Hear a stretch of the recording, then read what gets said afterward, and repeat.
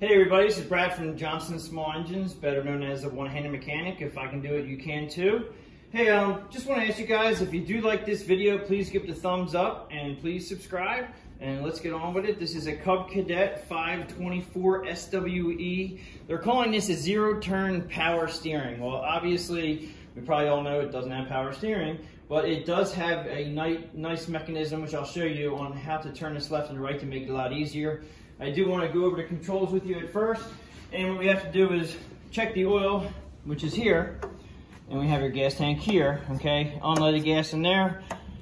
Depending on the oil, it may take a 10W30, it could even take a 5W30, and sometimes it'll say on the dipstick, and sometimes it won't. This one does not say it on a dipstick, but 10W30 or 5W30 will work in a pinch. Just make sure that you have just make sure you put your dipstick in correctly. You have a little teeny nubby right there and two little nubbies right here. And if you look at your tube, you have two little nubbies here and one little nubby there. Okay, just make sure they go, it's like a little puzzle, but make sure you put them in correctly, because if you don't, turn it halfway, then they can get stuck. You can actually get them jammed up. Make sure you're between the dots. This one is right on the mark. You can't even see it because the oil's so clean, but it is on the mark. We definitely know we have a full tank of gas. As far as the other controls on this thing, I can take you down to the throttle, which is down here. Okay, all these right here, we have primer for very cold conditions. You pump it 1 or 2 times or 3 times, depending on how cold it is outside. Normally you can get away with 2 or 3 times and you're good. As long as your machine is running correctly, 2 or 3 pumps on this, it should fire up. This is the on and off key, which you do not need to even move out of here, because there is a stop down here where this lever is. This is your throttle. So if you leave this key in, this is like, you know, if you don't want anybody walking away with it, I guess, or if you just want to make sure that, you know, you have this off. If you have kids, take this key out and this will never start. Without this key, this will not start. So the key must be in to start. This is your throttle down here, which you can also stop it. When you're all the way back to stop, that stops the machine also, and it will not run. Of course, we have turtle and rabbit. Turtle for slow, rabbit for fast. I normally start the machines about halfway just to get it running. This is your choke down here. And remember, you can have a carburetor problem on these if you're compensating by using choke. I have a video that shows how to get your job done if your carburetor is not working properly, and actually I'll try to put a link to the description below so you can know if you are actually running correctly or not. But if you're running correctly, you're going to put it on choke, which is all the way down, okay, and then you're going to give it a couple primes, start it in the middle, and once it starts up, you're going to have to take it off choke a little bit, okay, and you may need to warm it up when it's real cold outside, like half choke. But when it's warmed up, this choke should be in the off position right there. If you have to compensate and the choke is down here for some reason, yes, you can get the job done, but you have a blockage in the carburetor, most likely from bad gas. So just keep that in mind. When these are running correctly, it's choke on until you start it, choke off when it's actually running correctly, when it's warmed up, after it's warmed up. We do have a pull rope right here. This is for pull starting it. Very nice when you're out in the field and you run out of gas, and you can pull start it that way. We also have another way of starting it, with is a electric starter on this side over here. This is your electric starter. This is the electric starter right here. And as you can see, this cord is pretty heavy. So when you get the machine, I'm not sure if they package you now a extension cord that goes with it or not, but I would not go over 10 feet of 16 gauge. 16 gauge cord is probably the minimum as far as thickness. You don't want to go any thinner than that. And I have the cord somewhere. Okay, so this is the cord here. That usually comes with the machine, but I have had a couple of people tell me that they didn't come with a machine, so maybe they're not giving you the cord in the package anymore. I don't know. You do definitely want to make sure that you're not over 10 feet. It just, draws too much amperage from your electric to run these things. And if you hold this button on too long to start it, it will burn up the starter if you have a very long extension cord on it. And as far as getting this started, I'm going to show you that in a minute, but I want to show you the handles up top real quick. Okay, we have 4 handles, and then we have 2 little handles underneath. And these guys are the power steering, as they say, quote unquote. All right, so the right handle here is actually your drive for your wheels. And if you look at it, you're going to see an auger. Okay, so they're saying right here, this is your wheel drive, but also it's your auger lock. And I'm gonna tell you that in a second here. Right here is your forward speeds and reverse, pretty straightforward. 2 to 6 is your forward speeds, and you have reverse 1 and 2. You have right here is your chute, left and right. You push this button in right here, and then you left and right. It's just pretty much your wrist action, left and right. And then when you want your chute on the top there to go up and down, it's just back and forward, and that makes that go up and down. And when you let go of the handle, it should lock itself. So if you have the button in, it'll allow you to move it. And then when you let go of the button, let go of the handle, it should lock it so it doesn't go anywhere. Just keep in mind that a lot of times I get machines in here, these handles are like cocked this way and the chute's straight. You can straighten this out as long as nothing's broken. All you have to do to make sure that this is in line straight with that is there is a pin here. You can take this pin out and you can turn this one way or the other. Usually it's only one half turn. You put it back in the hole and that'll straighten things out if you have that issue. But that's pretty much how you operate that. And then your left handle here is your auger handle. And I'm not sure if it had a sticker here or not, but it does show right here auger control. Okay, so this shows you that this left handle here is your auger control. Now, as far as this little sign over here, okay, it says here auger lock. All right, so when you put your auger handle down, okay, and then you put your drive wheel down and you're just taking a long stride, let's just say you had to, get out of the way, or you had to turn this thing left or right. If you let go of the auger handle now, it actually is locked down. So by having this right handle down, it allows you to operate this thing with one hand basically, and that's really good for me. But you don't have to have both hands on the handle if you're doing other stuff, if you're trying to move around, something or other. But remember, lift up on the drive handle, which will unlock the left handle, just like that. Okay, so it's kind of, some people don't like it, some people do like it. I like the fact that put your drive down when you're going with the auger, and when you're done your pass, instead of letting up on this handle before you get to the end of the pass, keep your auger handle down. You can always let go of your drive. I always try to make sure that I keep the augers running. The reason being, one, you don't want to get a clog. If you let go of your auger handle and you're in the middle of a pass, it's gonna basically take all the snow inside your chute, and you could get a clog. So if you get on a habit of keeping your auger handle down until all the snow is out of your chute before you make the turn, and then you can let go, as long as you don't see any snow come out of your chute, then you can let go of the auger handle. Just make sure, that's just my opinion. I would rather have all the snow out and not hit this auger handle with snow inside there, because your snow can pack up quickly and seize, and then you can actually hurt your belts. It's not a good thing. All right, now as far as this thing turning, all right, they have these two little yellow knobs down here. Okay, there's one on one side and one on the other.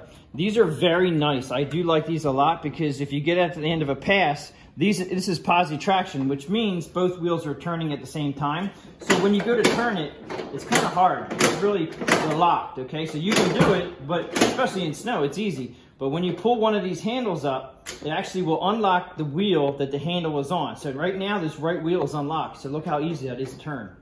Okay, so if you're going to an end of a pass, you can really turn this thing easily. The only thing is, you don't want to pull up that handle prematurely, because what will happen is you'll lose that traction. You really want, when you're going in the snow, you want both wheels spinning. And that's you obviously want Posi Traction, or it's going to want to turn right or left. But when you get to the end of your pass, you pull one trigger up, left or right, depending on which way you're turning, and you can turn this around very easily.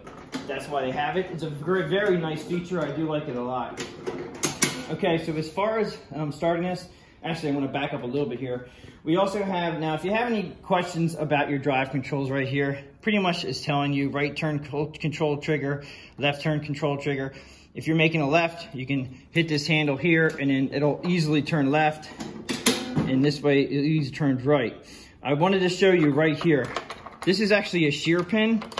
And this is a nice place. They give you 4 little spaces here to put shear pins, extra shear pins. It's nice to have, and your shear pins are in the front. Let me show you them. Okay, so this one here, it's a 2-stage, which means that you have one stage that pulls in the snow and one stage that throws it out. Okay, so this paddle here throws it out your chute here, and you have shear pins. And this one has 4 shear pins. There is a lot of there's a lot more shear pins than they used to have. They only used to have 2, but I guess in hindsight of that, it helps you keep this transmission from breaking. And if this transmission breaks, then you're probably gonna be a high dollar repair. But these shear pins are right here, okay? And you can see one there, you can see one here, and there's one here and one here. So they give you 4 spots up there to put 4 extra shear pins. These shear pins are exactly what I said. They're designed to shear, and these will shear. If they get a rock caught in between somewhere, these pins will shear. All you have to do is pull the pin out. Sometimes they can be a little bit tricky. You might need a hammer and a punch to punch that through. You have to find out where the hole is and line them up. Then you put your new one in with the new clip. You're most likely aren't going to find these in the snow. You know, you might find them after it melts, but the shear pins are a great thing to keep your transmission from getting hurt. And while we're in the front here, I want to show you something that a lot of people don't understand. This yellow bar right here, this is actually called a shave plate, okay? And as you can see, it's a little bit tricky, but this shave plate is very beat up. And the reason why it's beat up is because the customer did not want to have any kind of powder trail left over, which means if you have an asphalt driveway and you're plowing the snow, if you leave a little trail of snow on the ground, most people don't like that, but you're ruining your shave plate. So what you're supposed to do is on the outsides of your barrel, this is your barrel, okay, you have what they call skid shoes right here, okay? So the skid shoes are adjustable, and they have adjustable slots right here. You can see these adjustable slots. And what you do is, how I do it at the shop is I'll put something very small, like let's just say a 1/4 thickness, like on this side, and a 1/4 thickness on this side. And then we loosen up the skid plates, or the skid shoes, and then we put the piece of metal underneath, and we have it about a 1/16 of an inch up. And that'll keep your shave plate from getting worn out. But you tighten up these shoes after you put the piece of metal under there, tighten these up, and then it'll leave a little bit of an air gap. And that's supposed to be how you set these up. And you're not supposed to run these on the shave plate because you'll ruin it, as you can see. Once you ruin the shave plate, 1, it gets expensive, and then 2, it'll wear out your barrel behind it. Eventually, you'll ruin that. So that's just something to keep in mind, a tip there, that properly adjusted shave plate, I try to put about a 1/16 of an inch. I know it's really, really hard. You have to have perfectly flat ground to do it. And you know, when we set them up to go out of shop, that's what we do. Also, another thing in here is if you have spray silicone, spray this all with spray silicone, and it'll really help the non-sticking of snow getting stuck. But you do have to apply it every time you go out and use the machine when it's snowing. Like, you only apply it once before you go out, and then the next snow, apply it again when it's dry. You want to put it inside this chute here, and also in here, the most you can, up on the barrel, and spray it all around. They do have a handle feature here. In fact, this handle to me is incorrect. It's not on right, because you don't want to put your hand that way, especially if the machine's running. When you go to grab this thing, let's just say somebody who's behind a machine and you have stuff coming out of here, you don't want to be grabbing the handle this way. So this handle is here to help you unclog. Okay, this is what that's for, to help you unclog the snow in here. But just have it this way. Just turn it around. So when you pull this handle off, your hand's over here instead of over there, just in case anything could come out of here while you're running it. It's a nice handle to have. They do not want you putting your hands in there. I recommend always turning off the machine when you're trying to unclog it. Hopefully if you use silicone, you won't have that problem. Just keep that in mind. All right, now as far as getting back to this thing and starting it, we have the extension cord here. I'm gonna get near an outlet. The reason why they give you an electric starter is most likely when it's 32 degrees out or colder and you have snow on the ground, these engines do not like to turn over very easily. The oil gets very thick and it's very hard to actually pull the pull cord over. So extension cord, make sure it's a 16 gauge or thicker. Make sure you have 3 prongs. I have a lot of customers that actually break off this ground prong. And granted, in a pinch, you can still use this cord if that ground prong is gone. It's not recommended, but you can still use the starter. All right, so you plug it in, just be careful. You don't twist too much because that's how they get broken. Plug your other end into an outlet. Do not use an extension cord on this extension cord, just plug it directly in. As far as starting it goes, this is the starter button here. What you wanna do is you wanna go over to your throttles. You wanna make sure you're about half throttle. You want to make sure the choke is all the way on, okay? So you're at half throttle, choke is all the way on. Prime it once or twice. Now I'm in 50-degree weather, so it actually may start up a little bit easier, but I have not started. I had a comment, oh, he started it before we ran it. My hand's on the muffler, it's cold. This has not been started. You go back over to your button over here. You're gonna push it until it starts. If your machine is running correctly, it should fire up fairly quickly. Okay, as soon as it starts up, take the choke off. Take your cord out. Okay. Now, I'm gonna turn this off. Just a little tip, okay? When it's really cold outside and it's snowing, and I started about medium throttle, you might have to, it might want to die on you because the carburetor has not warmed up enough, and you could help it by pushing the primer a little bit while it's dying, and then it'll help it come back. Or, like I said, you may have to compensate and use it on half choke until it's warmed up. But once you start seeing black smoke coming out, that means it's choking itself to death. You want to take that choke off. You want to make sure it's running properly. Now, I'm going to fire this thing up. I'm going to show you as far as the mechanisms on the drive and the augers on how it works.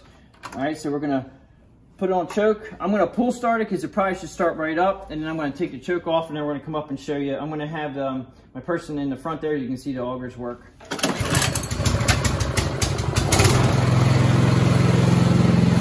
Okay, so you have the drive here. All right. And then the auger here. That's pretty much left and right. We go forward, here, have reverse. And as you can see, I never let go of the auger. Reason being, I'm used to it. As you can see, I never let go of this auger. I always held it down. I'm so used to running the machine and leaving the auger run, so I never get a clog.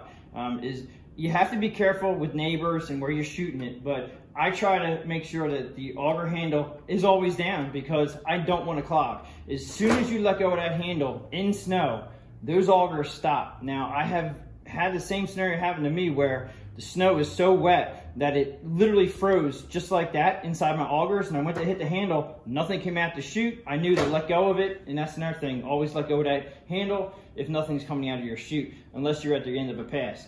But that's pretty much how you operate it. I did not show you one feature that this has that most of them do or do not, is that this actually has a headlight in the front here, and this is very nice to have at night. Come home from work, gotta get the snow blown, and that's a nice feature. Also, I didn't tell you, but tire pressure, believe it or not, is very important because one, it can make it really hard to turn the machines if the tires are flat.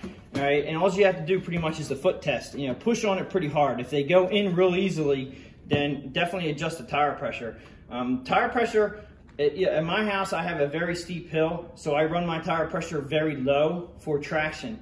I do that on purpose, but you also, you know, it's not gonna go straight if your one tire's flat and one tire's up. It's gonna wanna turn one way or the other, so just keep that in mind. Hope it wasn't too long for you, but I did want to thoroughly go over how to operate the machine and some tricks. I do want to show you one other thing too, is if you need to order parts for your machine, this is a Cub Cadet, you want to come down to the sticker, which is below the handles and right above your transmission. And so this Cub Cadet has the model number right here. It starts with the 31. Okay, so that's the model number that you're going to take off the machine, and either call up your Cub dealer or go online and find a Cub Cadet snowblower parts lookup, and you can look up parts for your snow thrower that way. The engine's a little more tricky. I am pretty sure that you can go to the Cub Cadet dealer and get the engine part number if you need parts for the engine, as far as like carburetors. Or you come over here. This is going to be a little bit hard to see, but the model number for the engine is right here, okay? And the model is a 370-SUB, and this is a serial number if needed. This is a China motor, and most of the time you just need that number there. A lot of people need to get carburetors for these things, and they wonder how to order them. Just take that part number, that model number right there, and go online, and you can probably put that in as a search as carburetor needed for that model, Cub Cadet, or not, I wouldn't say Cub Cadet, just put in that model and then carburetor, and then it'll pop up with all sorts of stuff. That's pretty much it for how to operate and run, and a couple tips and pointers for the Cub Cadet 524 SWE, the zero turn power steering, as they say, and you know, it's just the levers over there. I appreciate everybody watching my videos, and I will catch you on the next one.